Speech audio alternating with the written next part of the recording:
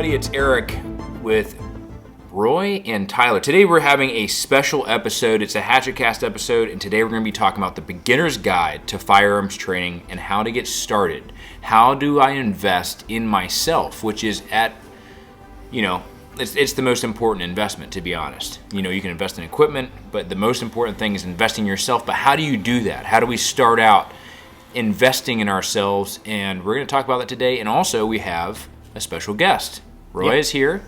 As always. And our special guest is actually one of the other owners of... I wouldn't really call him a guest because he's behind the scenes. Behind the scenes. And that's Tyler. So, So Tyler's with us today. Hey, how's it going, guys? So today we're going to be talking, like I said, about how to get into training. But first, we're going to go ahead and give a shout out to our quick sponsors. Yeah. Hey, guys. Definitely always, if you're looking to train, hit us up. Also, check out jtacranch.com. So, guys, be on the lookout for Barrel Hatchet website because we do have a training schedule that we are currently working on. Be on the lookout for that. Also, check out jtacranch.com if you ever want to train with us locally here in Florida, if you are local. The other thing is check out Lunar Concepts and Wiseman Company. Ben, Mooney, those guys have been great to us. So if you guys are looking for any kind of nylon gear, the Ghost is built by Lunar Concepts. You guys check out the website for the Ghost. We actually have more Ghosts that will be dropping in the next couple days. By the time this episode comes out, the Ghost will be live on the website. We also just got some double XL shirts. We've had a lot of requests for double XL shirts. And I know you guys are going to hate us right now. We are still waiting on hats.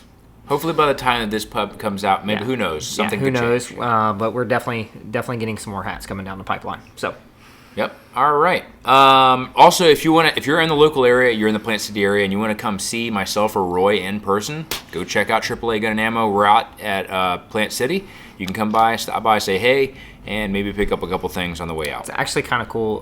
Before we dive into training, we've actually had quite a bit of customers that last week actually had a guy come in from North Carolina. That's awesome. Was on his way with his family. They were leaving the beach in St. Pete over in Largo and going to Orlando to do some stuff over there. And he looked us up and he came in and he was kind of hanging out waiting in the store and he's like, "You're Roy, right?" And I was like, "Yeah." He goes, "Dude, I love you guys." So, I love you too, dude. Man. That being said, guys, we really do love you guys.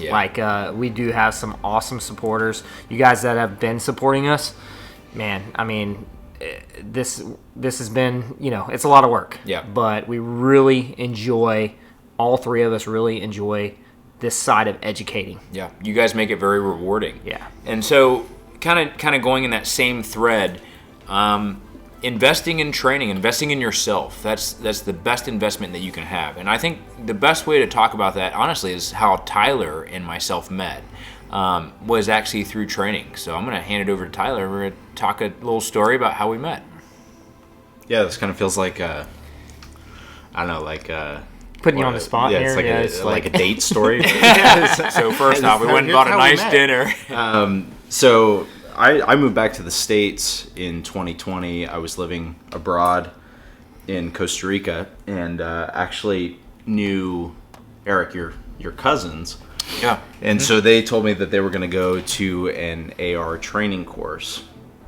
And they asked me Is that how they said it. They said an AR training course. An AR training course. And so my response was, yeah, I'd love to go. I had been living in a country where I didn't really have the right to own a firearm. So being able to go to a training, shooting an AR-15, I had a 22 growing up and had shot shotguns in Washington State, but the AR platform wasn't something that I was accustomed to. Was it kind of like mystical to you at that time? It was more just, it was intimidating. Right, like it felt intimidating. So, going out to the course, didn't really know what to expect, but very quickly not only fell in love with shooting, but also just the teaching style. And I think the biggest thing for me that kind of sparked the desire to learn and to improve and to get better was a good instructor. Yeah, and that's where it's at, guys. I mean, you guys have been following along from the beginning. Not to interrupt Tyler here for a second, but in our early on episode when we first started this, I talked about one of my first training adventures that I had with Instructor that was basically borderline it was horrible. It was a waste of money. Yeah. It put me down a path that necessarily wasn't correct. And and that's what we're here to do today, from our experiences, for what we have learned over the years from great trainers and also from bad trainers. Yeah. Okay. What to look for, and then just naturally with the Elijah Dickinson's, incident recently. Okay. Yeah. Here's a young man, a kid that basically was just trained by his grandfather for the most part. Yeah. But he still was able to seek some type of training when it comes to firearms. Right. So the path is out there. Yeah. The information is out there. So we're just looking to give you a guide. And I think that's, with that guide, how do I vet my instructor? What guidelines do I have to vet? There's a lot of instructors out there that are going to sell you, snake oil and sell you some sort of voodoo. Tons of that. Voodoo magic, some sort of scientific way of your body mechanic and how, your brain and atoms float through. Like, there's all kinds of witch doctors out there when it comes to training. So the key is trying to navigate that really complex field of how do I find who a good trainer is? How do I know if they're bullcrapping me? Or are they just a voodoo snake artist? And I think one thing that you can look for, one is it depends. There's two different categories. One, you've got performance training and you've got tactical training. Tactical training, I think, is a lot more harder to navigate. Yeah, I would agree. Tactics is a line that is very difficult to navigate. Yeah, and you can look at someone's resume and see what their background was, whether it's law enforcement, police, military, special operations, whatever. But the key is also, are they outdated? Correct. Are they staying up to date? There's a lot of old tactics, and there's a lot of bad tactics. Sure. Obviously, that maybe resting on the laurels of their past, yes, but exactly. not staying up to date. Yeah. Yeah. So I think that's something that you have to really kind of either follow on social media or utilize other tools to kind of see and vet how involved is this instructor in the industry in terms of staying on top of training? Are they going to training events? Are they posting about themselves going to training events and learning new things? Like, at the end of the day, in my opinion, a good way to vet your instructor is to see, are they honestly a professional student? Constantly evolving and being up to date. If you guys, I hate using social media because it's just this dark hole that our industry is. But unfortunately, that's the only thing that we have. TikTok's my favorite. Yeah. I'm just kidding. but utilizing social media, utilizing YouTube, utilizing things like that to vet your instructors. Getting on those threads where some of these guys have posted stuff and getting down in the comments and actually reading and asking some questions to those other individuals that have actually been through it. Yeah, what was your experience? What was your experience? The threads on Reddit, things like that. Yeah. Vetting your instructor by asking those questions is a big deal. But just like what Eric said, is instructors that are constantly wanting to be a student. Yeah. They have not reached their peak level. Right.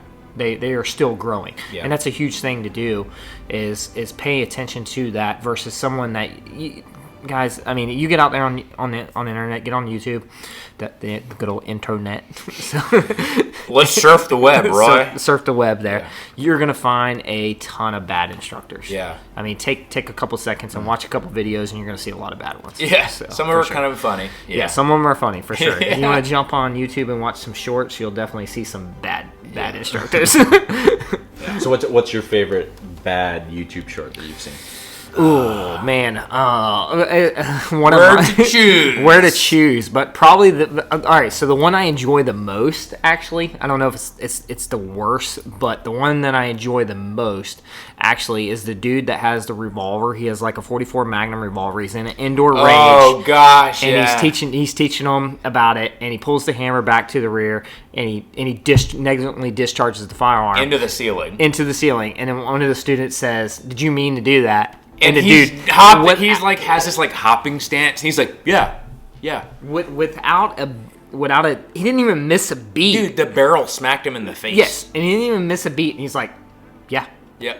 And they're laughing. Dude is cold as ice. Like, he had no. any bad YouTube training video I see usually involves like somersaults in like them tumbling. Yes. So if like Yeah. they're tumbling and they're wearing like the Black Hawk zip up vest, Immediate warning sign. immediate Immediate warning warning sign. sign. Or blouse boots. As soon as Yeah. I see blouse, I'm like, man, we're in for a ride. But on a serious note, though, with that actually, though, outside of that, and I know we're having some fun here with some YouTube shorts and stuff that we watch, but you can look at some of these videos out there where you take instructors. Look, guys, at the end of the day, it is super, super cool to move and shoot and things like that.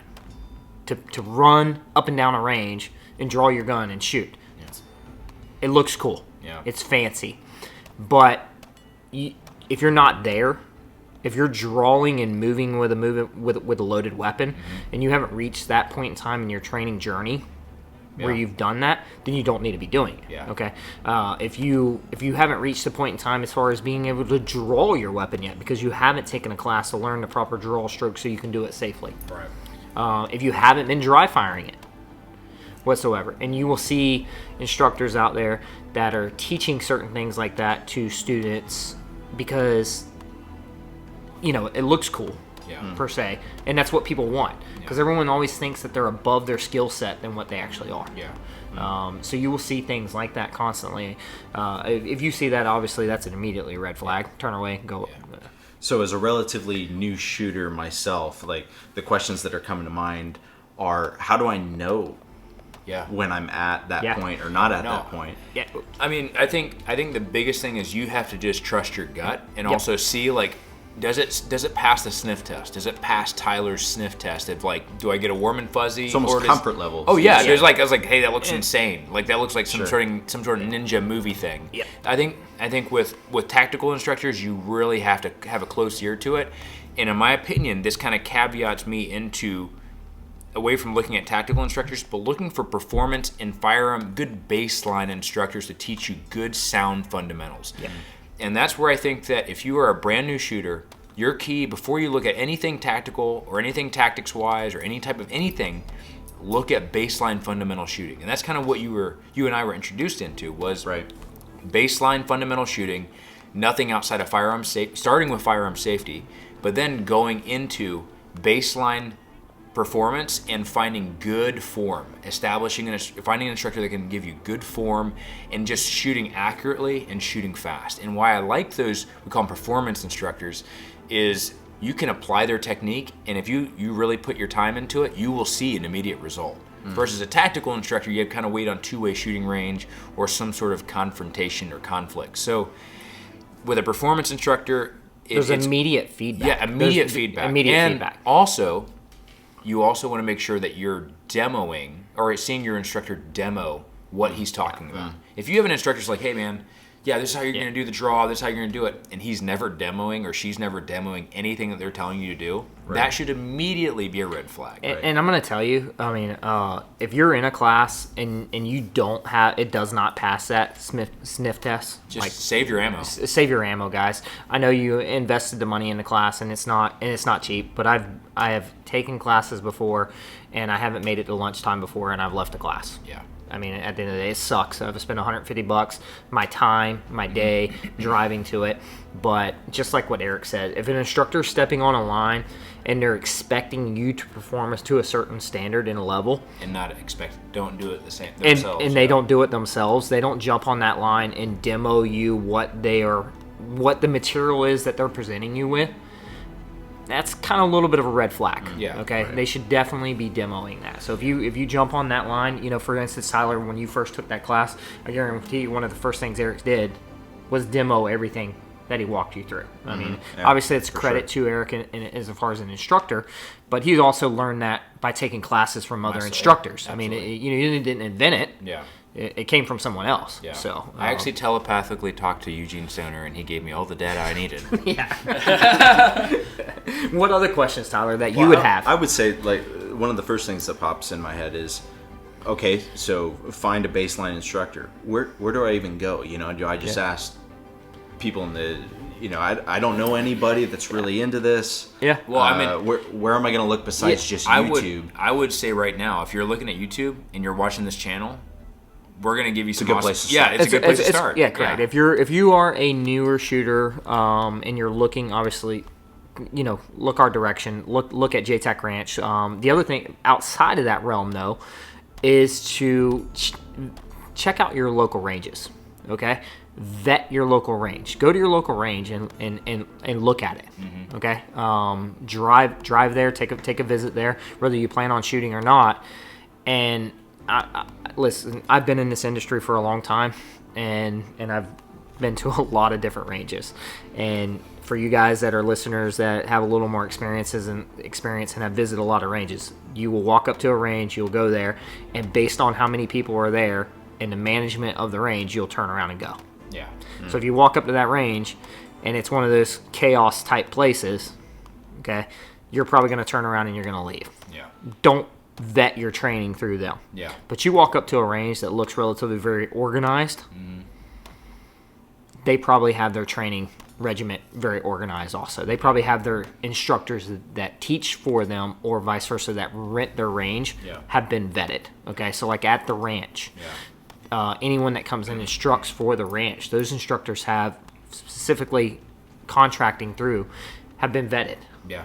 And that's what you have to look at. Yeah. Is that. So that's a good place. I mean, taking some trips. So that's one of the things that I did is, and I ended up finding a place, this was back in the day, I can't even remember what it's called now, but it was here in Florida and it was out in Fort Meade. And that's actually where I ended up finding the main instructor that taught me a lot of stuff. Was at that range, driving around to different facilities, and I finally found a place that did. Another great place, in my opinion, to go to is like a competition shooting match. Yeah. There are a ton of phenomenal shooters at a USPSA match. Yeah, an actual sanction. An actual sanction match. Okay, so don't just show up to a range. Hey, Jimmy John's holding the freaking competition ball. My uncle's brother cousin the other day, he held a match in his backyard. For clays? Oh, we're using beer bottles. Yeah. No, actually go to a USPSA sanction match to watch. And that's completely performance based. Not going to the match to shoot. We're just going to the match to watch. You go in, sign your waiver, tell them, hey, I just want to observe. Yeah. I'm going to tell you right now, you're going to find somebody there that probably offers some type of private lesson or have classes. Yeah. Okay. Or take something away yourself. Yeah, you're going to take something away from it. Those are great places to go because those guys are going to be able to teach you the true building up from the ground.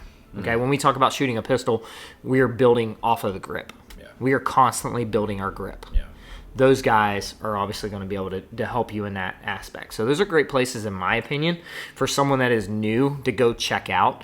I highly recommend the matches, like the USPSA matches. I think if you're also more in tune with social media, you're more on YouTube, you're surfing the web. I hate saying that. It sounds, for some reason, I feel like it's like Y2K. But anyways, for those who don't even know what Y2K probably is. But anyways. You're old. Yeah. Anyways, if you're used to searching YouTube and you're used to searching on Instagram, you can find awesome trainers. To be honest, go with the bigger, go to some of the bigger channels. Throwing that shout out to Grand Thumb. He's always saying, hey, go check out these instructors at the end of every one of his videos. Go find those trainers. Milspec Mojo has on his channel. There's tons of big channels that go to quality instructors, and they recommend those instructors. So if you're looking for a name and you're looking for an organization that provides quality training, you can always go to a big YouTube channel that talks about practical shooting, and they're shooters themselves. There's a difference. Not just reviewing things that get sent to them and they plink. All right. So I think that that's a good way to kind of vet is you just doing your own research on YouTube, or you do your own research by actually traveling to different facilities that have sanctioned gatherings or matches or whatever. But as far as tactical shooting, that is something that should be down the road and further down the journey when your baseline performance is solid. Yeah, everyone wants to look for tactics. Yeah, I get them in the shop constantly all the time. Like I had a guy that come in the shop the other day, and he comes in and he said, what kind of training do you guys offer? What kind of training do you offer? And I said, well, generally speaking, everything is a performance-based shooting is what we teach. We teach fundamentals, and performance-based style shooting. He goes, I'm looking for a tactical class. That's what everyone always wants to go. I'm looking for a tactical class. I'm like, okay, what do you mean by tactical class? Are you just looking to? A lot of people will throw that word around. Yeah. It's kind of I'm here to chuck bangers and shoot doors, bud. Exactly. They'll throw that around, like the term mil spec in the AR world wise goes. It's very loose. Okay, tactical is very loose. It's a very loose terminology. Right. So if he comes in and he's asking for tactical training, I'm like, hey, what exactly? At the end of the day, he was actually looking someone to teach himself actually how to just handle a pistol. Yeah, that was it. Baseline training. Baseline training. Yeah. Okay. He was looking for what we offer. Yeah. So but yeah, what else you got? What would you say as far as equipment? Because when I came back to the States, I knew I wanted to buy a gun. My first 2 weeks here, I ended up buying a P365 subcompact. I remember, it's so good. And I had no idea. I thought, wow, this seems small. It seems easy to handle. It seems like a good place to start. That is something that I see on a daily basis. Well, to chuck a pitch real quick, you can check out other videos on our channel where we talk about one warrior, one sword, and methodology and stuff like that. Yeah. But go ahead, Beck. Yeah. So, that is something that I see on a daily basis. I don't typically like to give a lot of recommendations on what someone chooses necessarily for their tool. Yeah. Okay. Sure. So what they choose for their tool, but I do try to lead them in a proper direction. You came in and you purchased a P365. Okay. So you immediately went that route of looking for something that you could comfortably carry. Right. Okay. So the question that you need to ask yourself is are you really looking for something that is comfortable to carry, or more along the lines of something that's going to be more comfortable to shoot? Yeah. Okay. And if you are a newer shooter, you have to look at something that's going to be physically something that you can be more comfortable shooting with. Okay. And for yourself, you started with that P365, which, guys, is a great gun. Yeah. It's a phenomenal carry piece. Okay. Nothing wrong with it. Okay. But then you transition to what? A Glock 17. A Glock 17, okay? Whether that turned to be a Glock 17 or a SIG P320, I'm not going to tell you what to buy, okay? If you're buying a good quality firearm, like This isn't financial advice. Yeah, correct. We're not going to tell you that. But you have to look at from that realm of what your true goal is. Hey, if you want to rock a P365 and take every class that you ever want to take with a P365 and become proficient with it, 365 days of the year? Yeah, exactly. Or a 44. Dad joke. Yeah, no symbol for you. No symbol for you. Womp womp womp. That's where we need. Get one of those. We're gonna get. Yeah, we need it. We need a soundboard for that one. Yeah. We'll wait till we all actually have a microphone and we're not sitting around one in Eric's living room. Yeah. Yeah. Okay. I'm drinking Modelo's. But it's delicious. But anyways, so if that's what you want to rock, you want a 43X, and that's your journey that you want to go down, and that's the path that you want to take, then by all means go ahead and do it. Is it something that I'm going to recommend? No. If you are a newer shooter, I'm going to tell you to go buy a full-size firearm, to go buy something more of a duty-size style firearm, in that realm of like a Glock 19 size. Yeah. Or larger. I preferably tell people to stick with 9mm because it's the most affordable ammo. I don't want to get into ballistics or anything like that, but I do want to stick with 9mm just because affordability of ammo, the availability of it. You're going to become a more proficient shooter with that, and consequently for yourself, Tyler, haven't you? Yeah, absolutely. When I bought the 17, that was when I took my first pistol 101 class out at JTech Ranch, and it was the class. As they were opening, it was kind of the trial run for the curriculum, and man, was I glad I had the 17. Yeah, I mean, so when we're talking about building from the ground up and building that foundation of a proper grip and everything else that kind of comes along with properly pistol shooting, and I know I'm leaning more towards pistols when we're talking about this because that's usually where people make the biggest mistake. When it comes to a carbine, at the end of the day, if you go out and you purchase you a Smith & Wesson AR. I'm going to call it an AR because I hate the terminology of sport. Sporting. Yeah, it's not a sporting rifle. It's a weapon that was designed to Yes, fight with. yes, Is yes. what it was designed with. Okay, so if you end up with your Smith & Wesson that costs you $700, that comes with some fixed iron sights on it, you throw a sling on it and a flashlight, you have a fighting rifle, and you have a rifle you can go take a class with. Yeah. Okay, buy you some ammo, stuff like that. The rifle is a little easier to choose unless you're just out there just buying pure garbage. Yeah. Okay, do your research on that. But when the pistol is where people have the hardest time of finding. Yeah. And the pistol is the hardest tool to learn to use, Sure. to master.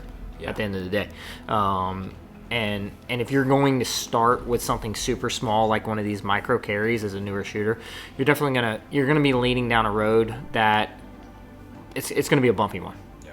Versus you may smooth that path out a little bit by going something that's going to be a little more full size. Right. So I would, along with yeah. bumpy, I'd say expensive. Expensive, yeah. And I mean, I've had the blessing of having you guys around, right? So it's a whole lot easier to be able to have these conversations or be sitting in on these conversations and be able to get a better idea of gear and ask questions and a lot of times stupid questions, but not be made to. But get stupid. that's what. Well, and that's the thing too. I'm gonna jump. I know, Eric. Sorry for interrupting you. And the reason why I'm jumping so much into this, guys, is because I see this stuff. Owning a gun shop and selling firearms to people for a living, I see so many paths that people go down the wrong direction.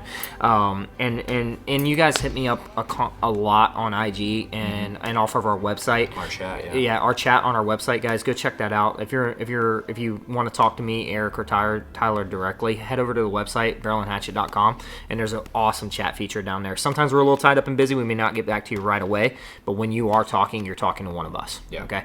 But at the end of the day, I get that question a lot. I've had a question recently a lot with guys saying, why choose, you guys see us running Glocks a lot. The G45 or Glock 19X or Glock 17 or whatever, Glock 19. You guys see us at, and you ask us all the time, why do you choose that over this? Why are you choosing this over that? I'm choosing it because what I have become proficient with. When we talk about, learning proficiency and performance-based shooting and all of that, it's what I have become proficient with. It's just my choice, my tool, and that's what I've stuck with, and that's the direction that I've head down. And so when you're choosing that item, just dive into it and go into that one gun.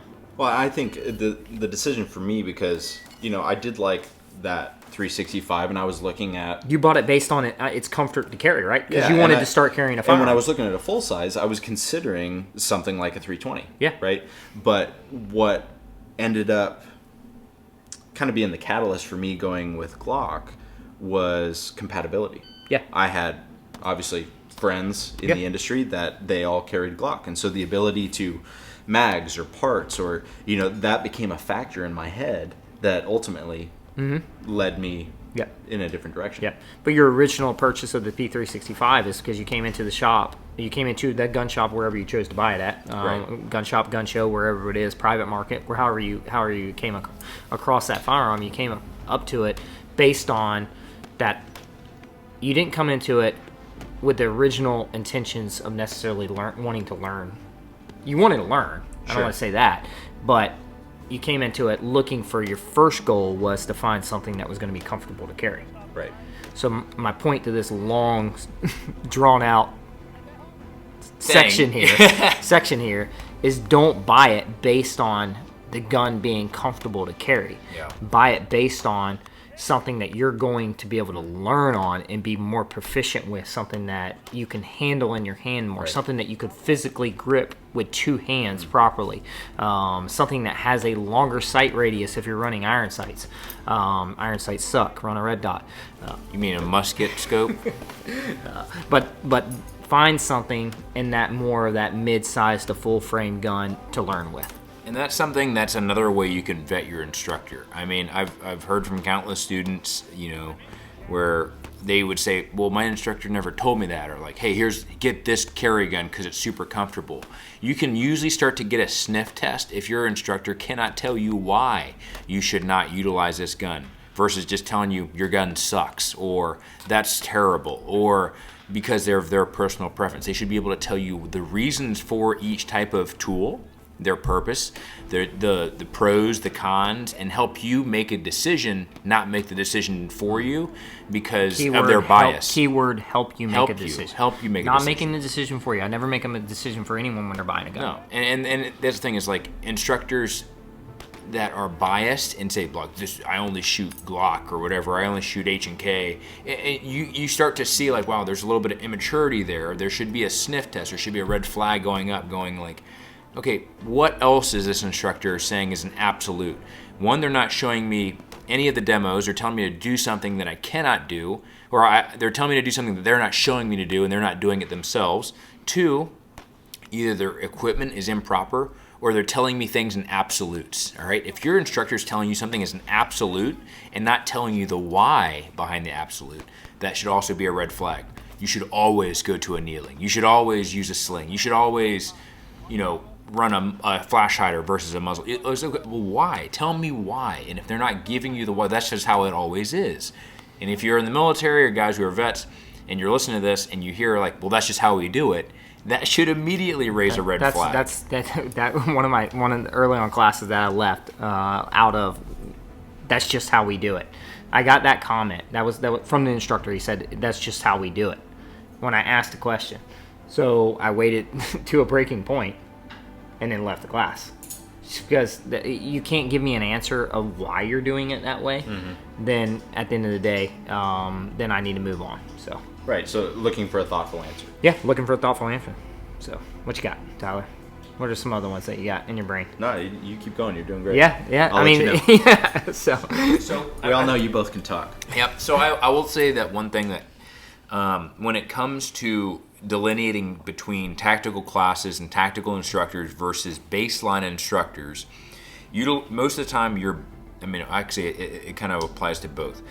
If you're looking for a baseline class, you're looking for an instructor that is teaching you doctrine, all right? And what doctrine is, I'll talk about the difference between doctrines and tactics or techniques, but they're going to mostly be teaching you doctrine, which is the fundamentals, right? Sight picture, sight alignment, grip,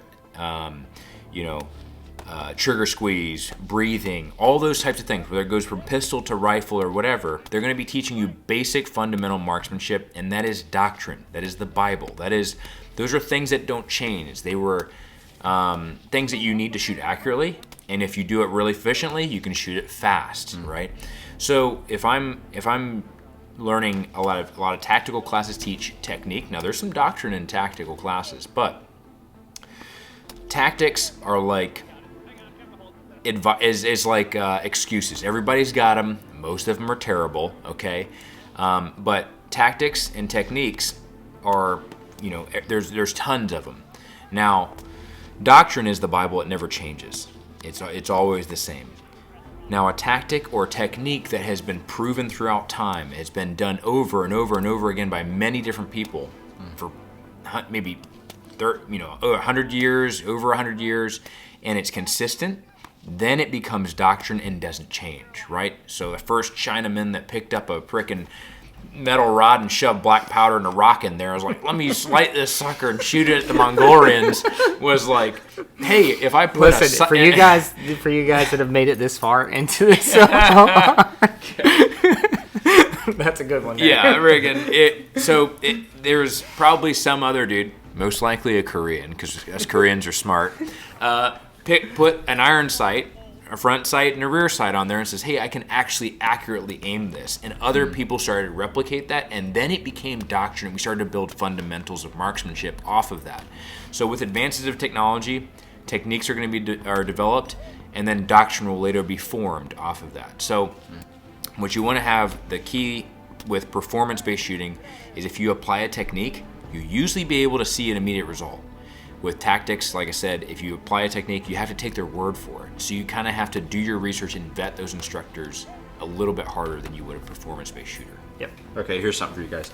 So as I went through classes at JTAC, the Pistol 101, 201, Rifle 101, 201, I learned a lot of things that I had been taught wrong or different. Maybe not wrong. Sure. But I think one of the biggest things that helped me progress is I was willing to throw everything that I had heard or been taught, Sure. out the window, at least for that class. Yeah. Maybe it was something I was going to pick back up. Coming in with a very open mindset to the class. Willing to learn. and ready to learn. Yeah. Correct. And not to say, well, that's not how I do it, or that's not how my dad taught me, or Yeah. all those things that are fighting against you to try to. That's good. That's Yeah. that's That's actually something I talk about in my classes, yeah. So Tyler. that's actually a phenomenal topic to bring up. And one of the things that we tend to do, and we didn't obviously invent this, other guys are doing it too. I totally invented it. Just kidding.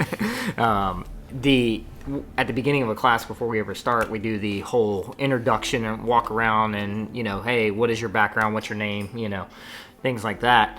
And you'll get a lot of people in a class that will give you their background, and their background may be more experienced to the guy compared to the guy next to him. Right. Hey, first off, don't be intimidated by that. Mm-hmm. Okay. But then second off, I don't care what your level of experience is. You have to come in with an open mindset. Sure. Okay. You shouldn't come into a class looking to prove yourself. No, I'm You're not looking to learn something. Correct. I'm looking to learn something. Exactly. Yeah. 100%, Tyler. I mean that is you are the perfect student right now. Congratulations. Congratulations. Thank you. Coming into the class, willing to learn something, you will take something out of it. I don't care what level of the class it is. You can go to if you're more advanced and you jump all the way down to a basic firearms pistol training class, where you're learning the draw stroke and you're learning that that proper grip. Look, grip is king. First off, Yeah, it's grip king. it is king For pistol, yeah. You cannot work on your grip enough. Yeah. So if you're going to a class and it's a base level class and they're going to do nothing but focus on the grip, you're still going to be able to take something home from it. Well, and I would say you're always going to learn something. Even if you go back and take a one-on-one course, but you've been shooting for 5-10 years, I feel like you're either going to... Well, and that's it. Perfect. What you're saying there is, like, we were having this conversation. Remember earlier today we were having this conversation where I was talking about, for myself and my journey with pistol shooting, and also in rifle shooting, shooting carbine and stuff like that, more of a fighting rifle. My journey started out with focusing so much on accuracy. Okay, so there was no performance as far as speed involved. So a lot of the instructors that I initiated with, and this is how the curriculum has changed over time, back to vetting your instructor. Okay, you may have a really, really good instructor that teaches a proper grip and things like that you can learn from. But if they're not pushing your performance level to grow, that's another thing. Then you may want to move on from that instructor and look for somebody else that is pushing that performance. Sure. Further. Maybe graduating from that instructor. Yeah. And that is something that I've had to do is graduate from that, continue to force that that performance based off of. Before in the past it was just like, okay, draw the pistol, find the sights, let's get a good trigger press, squeeze through, find the reset. But now you got guys that are teaching proficiency with slapping the trigger. I mean, I can't tell you how many times I've heard people say, don't slap the trigger. Yeah. Okay? Well, if you go fast enough, you're going to do what? At the end of the day, you're going to slap the trigger. Slap myself because I keep... No, you're going to slap the trigger to a certain extent. Yeah. Okay? You got guys that are pushing performance so hard now that the curriculum is ever growing. Yeah. Okay? To continue to push that performance. Sure. So grow. If you grow past your instructor, move on to somebody else that's going to push you. So imitate before you innovate. Yep, exactly. And I think also your instructor should also Man, be... I loved having Tyler here. I know, he needs right? to be here more often. All right, from here on out. So I think with our instructors, they should also be evolving with you. Like I said, a good instructor is going to be a professional student. So they're going to stay up to date with those things. So if you're an instructor out there, always trying to stay ahead of your students. You know what I'm saying? If you really want to try and go whatever route you're going, be relevant, continue to stay up to date. With that, kind of going back to what you were talking about when you were talking about how going with an open mind. I always talk about this. I stole this from an instructor who's a great instructor up in North Carolina. Everybody starts at their own level. No matter what level you're at in your journey, you're on your own level. Now, whenever you go to a class, you're exposed to new knowledge. Whether it's new techniques or it's the same stuff, but you just heard it a different way, it's something new. Okay? You're going to try either a new piece of equipment or you're trying, a new technique. you're going to experience a dip in performance. Now, once you have that dip in performance, you have a decision to make. And this is depending on if you have an open mind or not. You can either try to work with that equipment or that new technique, or if you're like, this doesn't work for me. You know what? I'm used to shooting iron sights on a pistol. I'm not going to shoot a dot. I'm not going to do that. Guess what's going to happen? You're going to go back to the same level that you came in at. You're not going to grow. You're not going to do anything. So in fact, you just wasted your time, your money, and your ammo, and everybody else's time. So if you come in with a closed mind, you're not benefiting anybody, mostly to include yourself. You're not really doing anything for yourself. I'm selfish. Roy is selfish. When I go to a class, I want something out of it. I'm coming into that class looking to gain something out of it. I'm the first guy to jump on the line. Yeah. After the instructor demos it, and he's like, "Oh, who's up?" I'm getting my reps. Yeah, I'm getting my reps. I'm jumping in there. Yeah, and I'm going to see what's the feedback. So you have that decision. If you decide, I'm going to try it. I'm going to put in the time. I've been exposed to new knowledge. I've been exposed to new techniques. I've been exposed to new equipment. I'm going to put in the time dry firing, shooting at the range, putting in all that time. You're going to elevate past the level that you're at and establish a new level of performance, and then you start the process over again. Yeah. That's good stuff. Well, I think the temptation too, you're in a class, you're nervous, you're trying to show the instructor that you don't completely suck. Yeah. And, you're shooting, and the temptation is, I'm going to blame my equipment. Oh, it must be the gun, or, this is my zero, right? Off. And so, that hit to the pride sometimes is tough. Yeah. And you just got to suck it up and push through. At the end of the day, I don't know who says this, but I enjoy this. I heard this before. Okay, I'm just kidding. We all suck. Yeah. We just suck at a different level. Yeah. Right. That's it. Yeah. Okay. That's what it is. I'm pretty sure Jack Sparrow said that. Jack Sparrow. But yeah, so it's guys. Everyone's on their own journey. You just got to find that path, and find the instructor that find some instructors that you like. If you guys got some questions as far as instructors that we have taken classes with before in the past, jump down there in the comments. Yeah. If you have taken a class with an instructor and you would highly recommend them, you guys are in definitely different parts of the area than what we have the ability to. We may be able to reach you with our voice, but we're not there. Yeah. Okay, so we haven't vetted every instructor that's out there. So if you guys are somewhere out there in another part of the country and you've taken a class by somebody, jump down in the comments and say, hey, you know what, this guy, this company was really, really good. Yeah. I enjoyed taking that. Get down there and have a conversation. Use that comment section down there as a resource to talk about some different instructors, to vet some instructors. If you guys are looking to get some training, keep an eye on our website. We are definitely coming out with our schedule. We're working on that. Yep. I would say maybe the last point here before we close out, but as far as equipment, let's say I'm brand new, I haven't purchased anything, or maybe I've picked up a rifle or a pistol. What is the baseline necessity? I'm showing up to a class. What That's do I a good need? one. That's a really good one. Yeah, let's hit on that. So I would say we should have asked this earlier. I mean, all right, let's edit this part to the beginning. So what I would say is, right off the bat, versus just tiptoeing around different techniques and theology, Safariland. I mean, they have been around. Go with a holster company that has been proven. One, they've been utilized by military or law enforcement for a long period of time, and then continue to stay around. Don't use military and law enforcement as your only vetting source, okay? So Safariland, well used by a lot of people, well used by myself, Roy. A lot of instructors use Safariland. There's many other different holster companies out there that don't have locking retention. They just have, just retention, not an actual locking mechanism, that are great out there. A lot of Kydex companies out there, so go check them out. So I'd run on So you're talking about outside the waistband. Outside the waistband. Absolutely. So I'm buying a pistol, I'm buying a rifle, and this is going to be my carry gun. I don't have the money to buy an outside the waistband and inside. What do I go with first? So I would definitely tell you to go outside the waistband, and here's why.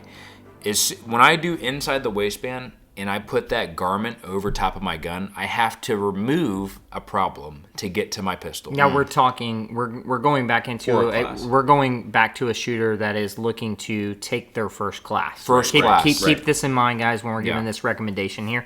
And I'm going to tell you, when you go to take your very first class, don't take your first class when it comes to learning the draw stroke from concealment. No. Okay, because there obviously is more danger that's involved. Yeah. Okay, There's more variables. There's more variables that come into play. We want to take those variables out. At the end of the day, the draw stroke is the same. There is no difference between the draw stroke for exception of removing a garment from it, but remove that variable. Remove that variable of getting hung up in your garment, things like that. And that's where Eric's coming from when he's talking about outside the waistline. And this is why he feels so strongly, because you can take that you can get so many more proper reps from outside the waistline on your draw stroke to build a good foundation. Yeah. And when I go to a class, this is Eric talking, as a rule of thumb, I remove absolutely every implement that could prohibit me learning the basic knowledge that instructor is trying to teach me at the moment. So if that's a garment, I'm getting rid of the garment and I'm wearing a holster that's outside the waistband, right? Even I see a lot of people in the classes that'll come to our classes or different classes where they're coming with body armor, they're coming with helmets. I get it, like gung ho, awesome, go train in your kit. We absolutely support that. But if you're coming to a class, remove every implement that could hinder you, because what you end up doing is you won't get the proper form or you won't get the proper technique because you have all these extra things added onto you. Remove everything. Remove every implement you possibly can and have the bare minimum to be able to hit the knowledge requirement to be able to perform that exactly how the instructor is trying to show it to you. Right. At that point, then I add in implements. Then once I've mastered that skill, then I'll add in the implement of clothing or the implement of body armor or helmets. And this is, I'm going to be honest with you, this is an investment. Tyler, you said earlier, as far as like I'm a newer shooter, I don't have the money to necessarily buy both holsters. Okay. Well, right now, you may not have the money today, but if you have budgeted yourself and you have that ability to buy that outside the waistline holster, it's going to benefit you so much more in learning that technique. Yeah. Okay. A holster is so important. Yeah. Do not skimp on a holster. Two things that I highly recommend not skimping on and spending my most amount of my money. If I go buy me a pistol and I go turn around and I buy me a Glock 17 or a SIG P320, before I do anything else to it whatsoever, before I put a red dot on it, before I grab a flashlight, before I grab anything, if I'm a newer shooter, I'm buying myself a high quality belt and I'm buying myself a high quality Kydex style holster. A molded holster that's not something that is like leather, neoprene, nylon, any of those type of materials. Something that is with retention. Something with some type of retention, whether it is a and not universal. Not universal. Correct, not universal. You have slop. Yep, you definitely have slop, and you have it basically just setting yourself up for failure at the end of the day. So definitely looking for a high quality belt to hold that on you, and then looking for some type of high quality holster. Mag pouches, if you have the extra funds, buy you a couple mag pouches so you can carry some mags on you, but you don't need them. You can put your mags in your pocket. Yeah. Pockets are great for carrying magazines. Yep. So. Yeah. Yep, I did that in my first class. Yep, and it worked out fine. And that's something else is like, also make sure that you are, like I said, vetting your instructors, like Roy has said, and Tyler has talked about in his stories, and what we've talked about is vet your instructors, invest in yourself. Don't let this be something that's super intimidating where you're just like, I'm just gonna stick to YouTube for my training. There is so much benefit in going out and seeking out training. Yes, it's a little bit of a field to navigate, but like we said, utilize us as a resource to hit us up, let us know what you're thinking. Hey, what question? Hey, do you know of any instructors in my area? We might not, but we can definitely point you to some trainers that travel. There's a lot of instructors that travel. We're looking to travel, hopefully. So, I mean, definitely check out, social media or go to your local matches if you're trying to find a local resource to be able to find good ways to invest in yourself. Yep. Use that comment section too, guys. Yeah. If you haven't done this already, you like and subscribe. It super helps us out. Give us a thumbs up or a thumbs down, whatever. Just comment, utilize the comment section as a resource. If you want to check any behind the scenes stuff, Instagram. We post all of our stuff on Instagram. Yep. Tyler has an Instagram, Roy, myself. We have our own personal, and we have the main Barrel and Hatchet Instagram page. If you're a company and you're like-minded like us, you want to build up the community, hit us up. We'd love to talk to you. Yeah, shoot us a message in the chat on the website. Yep. And guys, who Eric and Roy are, how you hear them talking on this podcast, this is who they are in real life. Like this is 100% authentic Roy and Eric. Yeah. So Laughter High enough. five. Yeah, nice. Yeah, you nailed it. Nailed it. But if you guys jump in the chat, like seriously, it's them answering questions. So we love to hear from you. Shoot us a message. If you made it this far, send I'm us gonna be a honest message with in you. the I chat. want to talk with you. Yeah. Because this is something that all of us are so passionate about. Like I said, Tyler just said it. If you've made it this far, you deserve to talk to us. Absolutely. First off, okay, you. you are supporting us. Thank you so much. I want to talk to you because there is a tiny, tiny bit of knowledge that I do have, and there's knowledge that you may even be able to share with me at the end of the day, so I can continue to learn and continue to grow and help you guys grow. And I know Eric feels the exact same way. I do feel the same way. And if you do feel the same way, hit us up. We're on social media, our Instagram. Check out our YouTube channel, subscribe, like, and also check out our website. We got swag, we got products. Check out the Ghost, and also hit us up in the chat. Until next time, continue Peace to out. invest yourself and train. See ya. Peace out. What is this?